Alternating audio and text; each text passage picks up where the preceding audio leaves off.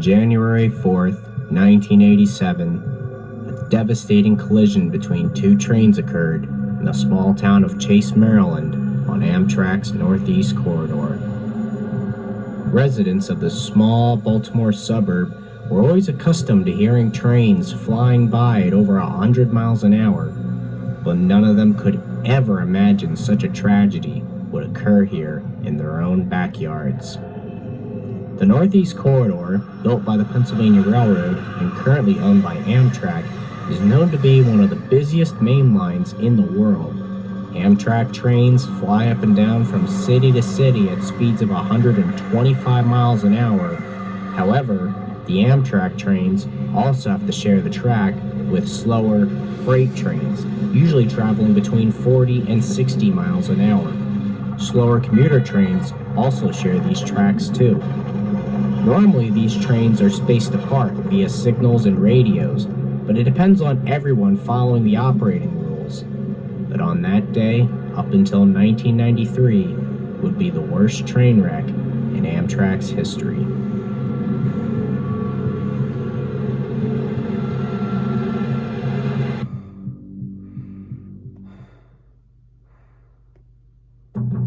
On the morning of January 4th, 1987, Amtrak Train 94, the Colonial, was traveling north from Washington's Union Station to Boston's South Station. The train consists of two relatively new Electromotive Division AEM-7 locomotives numbered 903 and 900, with 903 in the lead. Both were built in 1979, and 900 was the prototype for the AEM-7. The locomotives could easily do 125 miles an hour and were built to replace the aging former Pennsylvania Railroad GG1 fleet that have served since 1934. The two locomotives had 11 Amfleet 1s in tow, two of them being snack bar cars. There was also an older Heritage coach, second to last in the consist, number 7624. A crew of 5 and 660 passengers were on board the train, mostly families returning home from the holidays or students ready for the second semester in school. 35-year-old Jerome Evans was the engineer that day. The train departs Union Station at 12:30 p.m. Meanwhile, at Conrail's Bayview Yard just east of Baltimore, Conrail ENS 121 was preparing to leave light with just locomotives and no freight cars to Enola Yard in Harrisburg, Pennsylvania. The locomotives were three rather new General Electric B36-7 diesels delivered to Conrail in 1983, with 5044 in the lead, 5052 in the middle, and 5045 in the rear. 32-year-old Ricky Lynn Gates was the engineer, and 33-year-old Edward Butch Cromwell was the brakeman. The train leaves Bayview Yard at 1:16 p.m., around the same time Amtrak 94 departed Pennsylvania Station in Baltimore. At this point, switch 12 at Gunpowder Interlocking was set to normal, and track 2 was all lined up for Amtrak 94 to speed through, so the Conrail set would have to hold until the Amtrak train had passed before they could enter the corridor. However, this wouldn't be the case. Conrail ENS 121 was approaching wayside signal H16-1 at over 60 miles an hour, which was at approach, meaning ENS 121 was supposed to slow down to 30 miles an hour and prepare to stop at the next signal, which would be a stop signal. However, the train does not slow down. It continues past the signal, still going 60 miles an hour. Going under Ebenezer Road overpass, their Pennsylvania Railroad-style cab signals displayed a restricting aspect, warning the crew to slow down to 15 miles an hour and be prepared to stop. But again, they didn't slow down. An alerter whistle should have sounded warning the crew about this, but someone had muted it with a piece of adhesive tape. Brakeman Cromwell was also supposed to call out the signals if Gates missed them, but he didn't. Finally, the engineer notices the final signal, 1 north, which showed a stop aspect, and Gates set the brakes to emergency stop. But because of their speed, they overshot the signal, and the 3 engines forced their way through the switch and slipped onto the main line onto track 2, the same track Amtrak 94 was flying down.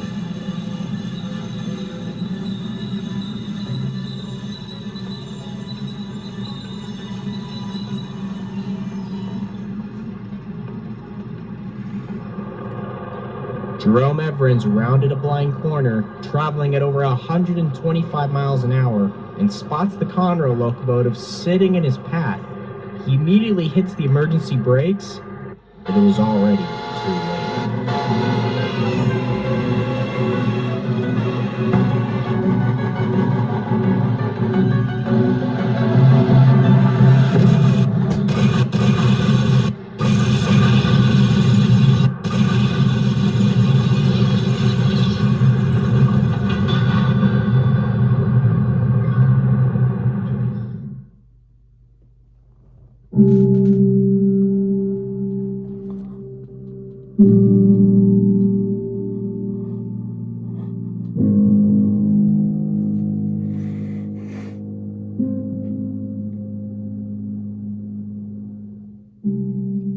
Amtrak 94 slams into the rear of Conrail ENS 121 at over 120 miles an hour.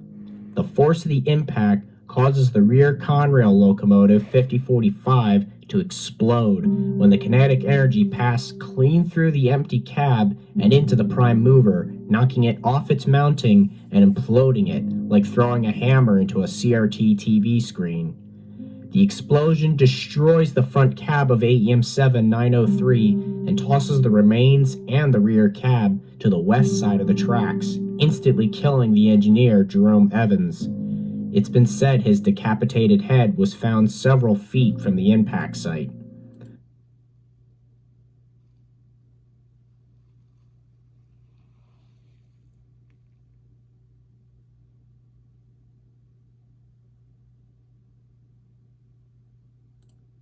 The middle engine, 5052, suffered severe cab and nose damage, but the frame was mostly intact. 5044 suffered little damage, but rolled several feet down the line from the impact before coming to a stop. The second Amtrak engine, 900, was crushed by the Amfleet cars that zigzagged and piled up on top of it. Experts said the force of the collision was like 300 tons of TNT going off, enough to destroy a city block. 911 calls flooded the emergency dispatch centers, at first reporting an explosion, but later reporting the actual train derailment. Most first responders feared the worst, and as it turned out, their fears were justified. Locals living nearby came to help the injured, with many of them aimlessly wandering like zombies, begging for help with severe injuries. Inside the mangled cars, luggage had fallen all around the victims, seats were ripped from their frames, crushing people, and even worse, inside the snack bar cars, the microwaves had flown from the snack bars and wedged themselves into the walkways, jamming exits. Suddenly there was a big jolt. Next thing we know, we're just tumbling all over the place, baggage just falling. It was just people flying all over the place. Mess. Total mess. Those people like yelling, like help me, like that. So, ran up to the train. I crawled through the window. That's when I seen Jim Howard and Catherine Howard. Because he must have hit his face against the seat, his eye was all swelled and everything like that. And she was pretty bad. She couldn't walk at all or anything like that. So we grabbed her, and we handed her out the window, then we helped him out the window. See, everybody says don't move people to the accident, but then that diesel fuel and the fire and everything, you don't know if it's going to blow up or not or anything. So if you don't think about it, you say, let's get the people off the train. Within minutes, rescuers specially trained for on-site medical care raced to the scene and were quickly overwhelmed by the chaos and destruction. Passengers begged to the rescuers for their lives, desperate to escape. But unfortunately for rescuers, most of their tools, such as the jaws of life used in automobile accidents, were simply useless against the mangled train cars.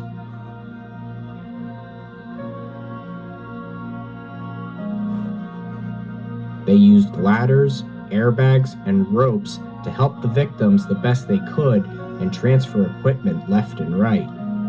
Some rescuers saw people take their last breaths right in front of them.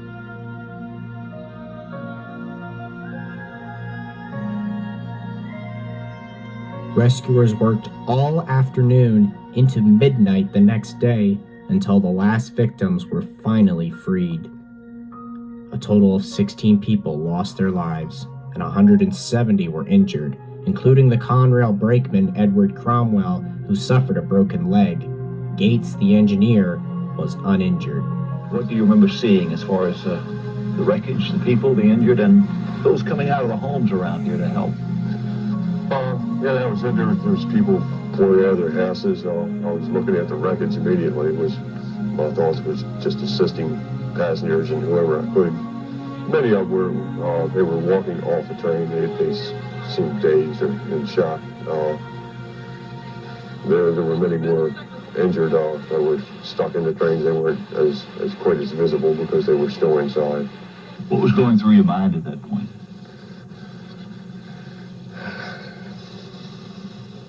I was just overwhelmed with how big and how bad it was, and the amount of injuries and the whole situation. The NTSB immediately launches an investigation into the cause of the collision, and what they found was both shocking and infuriating.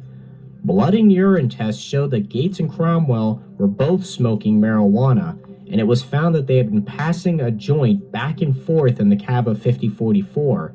However, both denied it at first. After we left the yard, when we were on Amtrak's main line heading up to this point, I took about 3 hits off. We were passing it back and forth. Were you a regular smoker of marijuana, something you'd used before? Yes, I had used it before. I suppose I would call myself a regular user.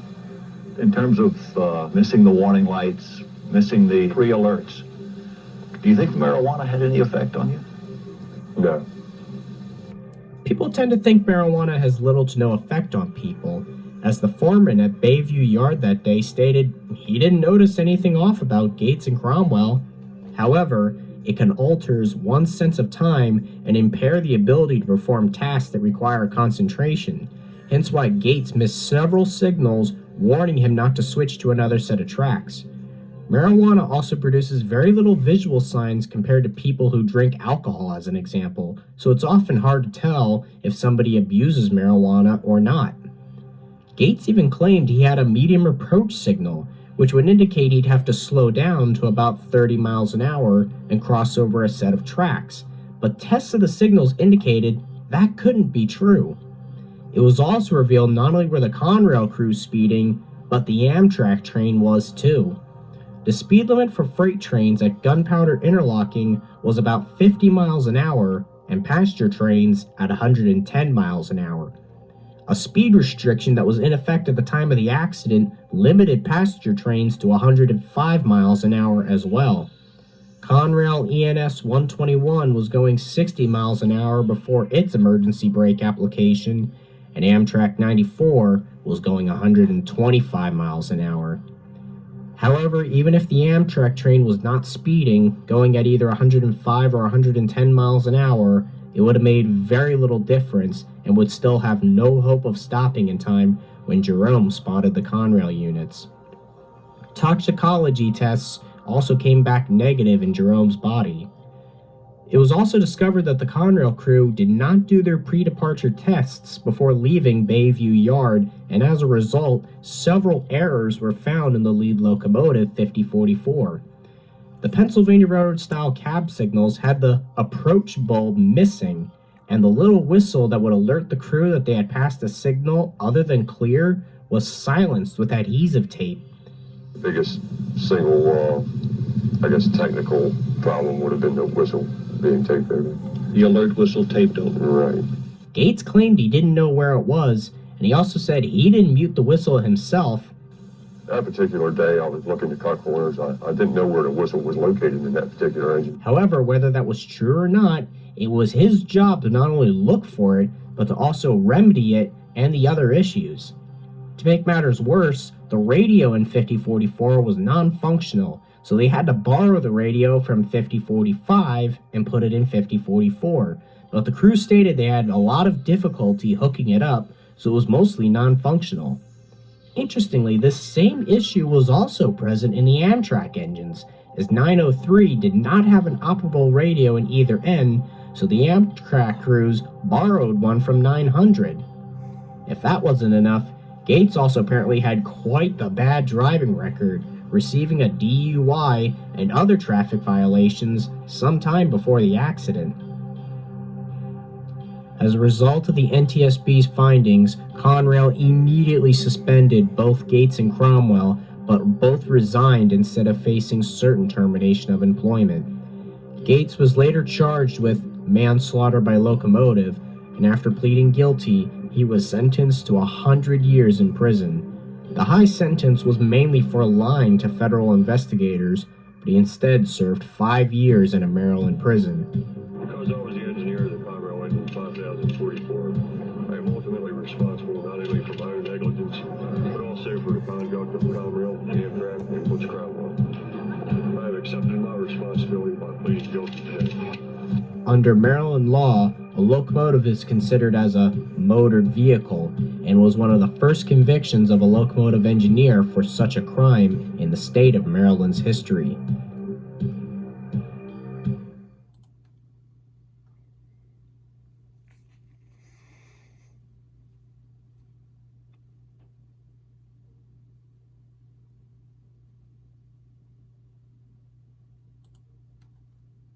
After he served his time, he worked as a drug and alcoholism counselor for about 5 years, warning people of the dangers of drugs and alcohol to people like high school students.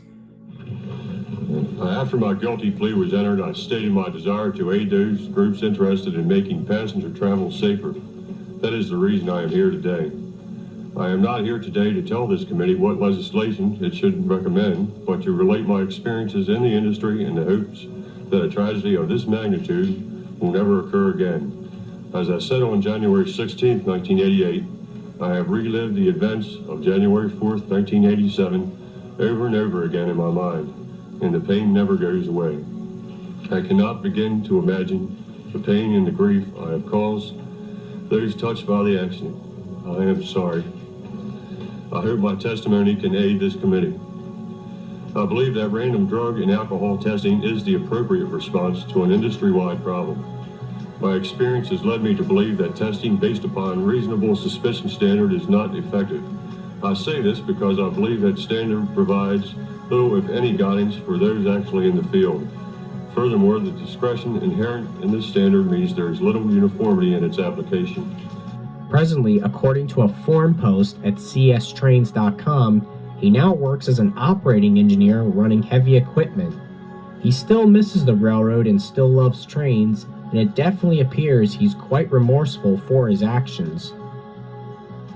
After the accident, federal legislation now requires random drug and alcohol tests on safety-related positions. This includes locomotive engineers. Also, as a direct result of the collision, federal legislation was enacted that required the FRA to develop a system of federal certification for locomotive engineers. These regulations went into effect in January of 1990, and ever since then, railroads are required by law to certify that engineers are properly trained and qualified, and that they have no drug or alcohol impairment motor vehicle convictions for the 5-year period prior to certification. The NTSB also recommended Conrail and other railroads to be more vigilant in spotting employees that abuse substances like marijuana and alcohol, not to mention be more stricter on pre-departure checks so that errors like a missing bulb for the cab signals can be spotted and rectified, as well as taped alerter whistles. An inspection of locomotives in the Baltimore area found 6 more units with taped whistles. Another recommendation was, interestingly, to the signals. The Pennsylvania Railroad style signals always had one color for all aspects, amber. This accident would eventually lead Amtrak to replace them with color-coded position signals, now found all across the Northeast Corridor, with the only known exception being on the Keystone Corridor between Paoli and Philadelphia, which still retains the Pennsylvania Railroad-style amber signals. The accident led to all locomotives operating on the Northeast Corridor to be required to have automatic cab signaling with an automatic train stop feature. Although common on passenger trains up until that point, cab signals combined with a train stop and speed control had never been installed on freight locomotives due to the potential train handling issues at high speed. Conrail subsequently developed a device called a locomotive speed limiter, or LSL, a computerized device that is designed to monitor and control the rate of deceleration for restrictive signals in conjunction with the cab signals. All freight locomotives which operate on the Northeast Corridor must now be equipped with an operating LSL, which also limits top speeds to 50 miles an hour. Previously, freight locomotives were only required to just have cab signals, but not an automatic train stop feature. This system also paved the way for automatic braking systems, such as positive train control, a system now installed on several lines, including the Northeast Corridor. As for the locomotives and equipment, 5045 was totally destroyed and was never rebuilt. Both AEM7s 903 and 900, plus a few of the Amfleet 1s on the front of the consist, were also deemed a total loss and scrapped. 5052 was eventually repaired at Juniata Shops in Altoona, Pennsylvania, and returned to service, as was 5044, which had minor damage. When Conrail split and ceased operations in June of 1999, 5052 was sold to CSX and renumbered to 5805, still retaining its Conrail livery, until being sold in the early 2000s to Estrada de Ferro Victoria Minas, a railroad in Brazil, where it was re-gauged to 1,000mm gauge tracks and renumbered as BB36-7, number 744. It was last photographed in 2006 and is likely still in service. 5044 was also given to CSX, renumbered as 5801, also keeping its Conrail livery, until being sold to Estrada de Ferro Victoria Minas, regauged and renumbered to 740. It would be sold again to Valor da Logística Integrada, being repainted, but still keeping its old number 740. It is still in service as of late 2021.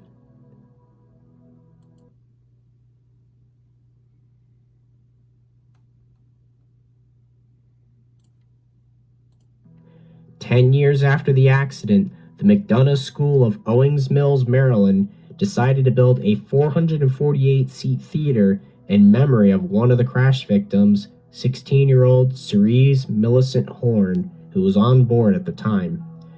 She was the daughter of American mathematicians Roger and Susan Horn. She graduated from McDonough at age 15 and was on her way to Princeton University, where she would study in astrophysics until the accident. On January 4th, 2007, 20 years after the crash, her family visited the theater for the very first time and attended a ceremony at the McDonough School held in honor of their daughter. The Baltimore County Fire Department's medical commander at the scene 20 years earlier told the newspaper that the Amtrak crash is still being used as a case study in effective disaster response. He said, on quote, "The reason is how the members of the professional and volunteer fire departments and the community people got together. It was," he said, "a very sad but very proud moment in his career." The accident would remain the deadliest and the worst in Amtrak's history until 1993, when its death toll was surpassed by the Big Bayou incident, when Amtrak Sunset Limited hit a damaged bridge at 70 miles an hour and plunged into the Mobile River in Alabama. That wreck killed 47 and injured 103. One of the worst rail disasters in American history, Chase, Maryland will certainly never be forgotten. On the 30th anniversary of the collision, yours truly made a documentary on this accident, And that same video not only led to several more being produced on other accidents, but this remaster as well. It has been 35 years now since this tragedy, and while sentimental scars shared with victims, families, and rescuers alike will never fully heal, the fact this accident led to sweeping changes that help make rail travel safer is something we can all be grateful for.